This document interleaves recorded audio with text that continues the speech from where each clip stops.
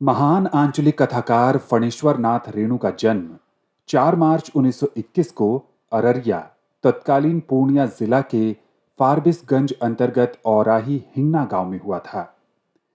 साल 2021 रेणु की जन्म शताब्दी वर्ष है। इस मौके पर जो एक जायज सवाल सबके मन में उठता है, वो है रेणु के लिए आखिर अब तक क्या कुछ किया गया है।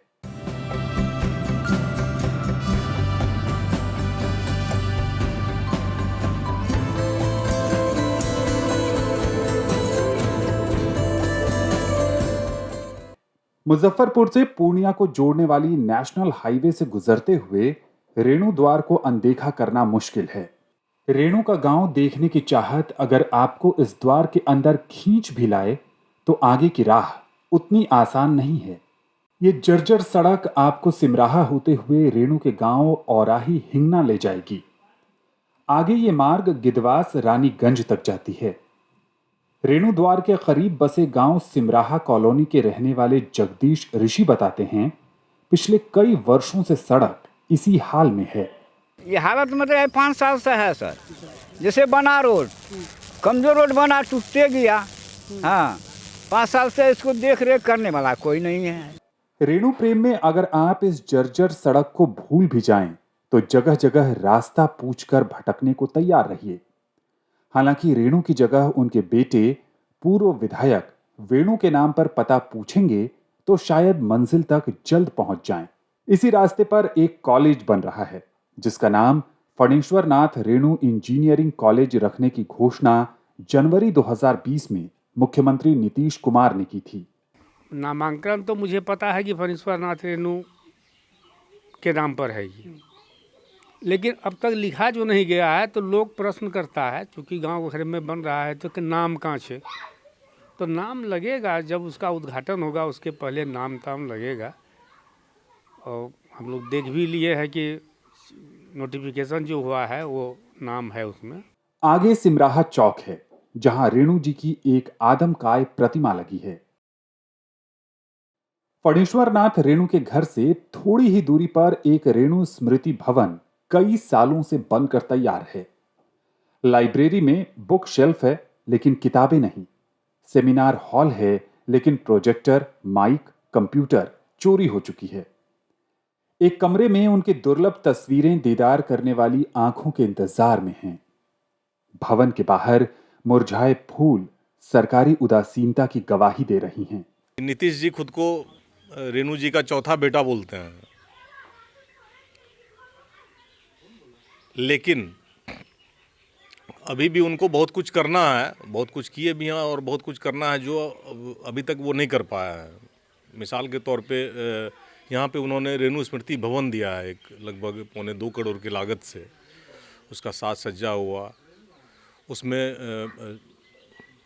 पुस्तकालय होना है, म्यूजियम होना है, मतलब बाबूजी के जीवन से जुड़ी हुई जितनी चीज़ें हैं सबको एक छत के नीचे संरक्षित करना है।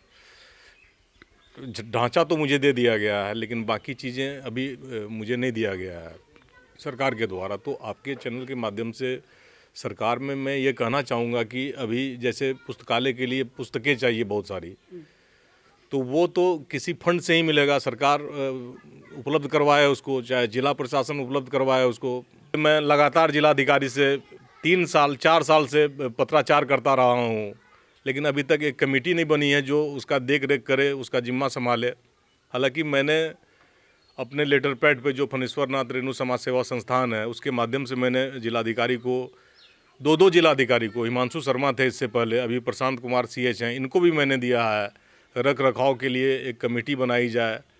क्योंकि मुझे बहुत परेशानी हो रही है, इतना बड़ा बिल्डिंग है और बिल्डिंग को आप बड़ा महल बना दो और उसको छोड़ दो, क्या होगा, खंडर हो जाएगा। तो मैं अपने संसाधन से उसको, अब 4 साल होने जा रहा है, अपने संसाधन से, अपने निजी कोष से उसका देखभाल कर रहा हूँ। उसमें पेड़ पौधे थे, मोटर ख़राब हो गया था, तो फिर उसके अभाव में जितना भी गमला था, पेड़ पौधे थे, सभी सूख गए।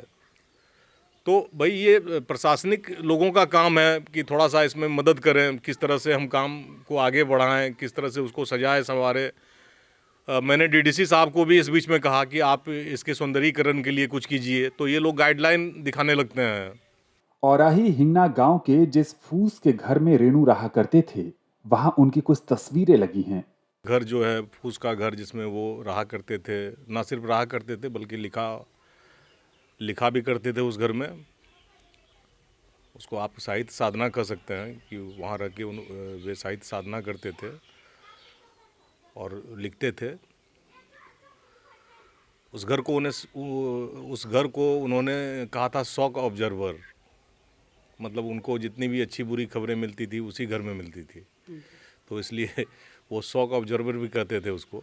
रेणु के बड़े बेटे पद्म पराग वेणु 2010 में भारतीय जनता पार्टी के टिकट पर फारबिसगंज से विधायक चुने गए थे। वेणु फिलहाल जनता दल यूनाइटेड से जुड़े हैं और मानते हैं कि रेणु के लिए जो कुछ प्रयास हुआ है वो काफी नहीं है। अब तक जो प्रयास हुआ है खास करके इन 15 वर्षों में सरकार के द्वारा,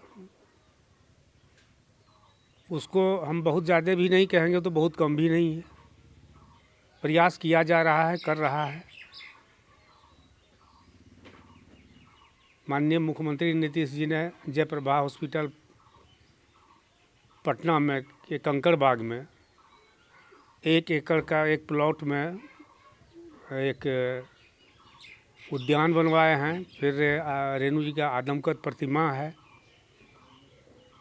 छज्जू बाग में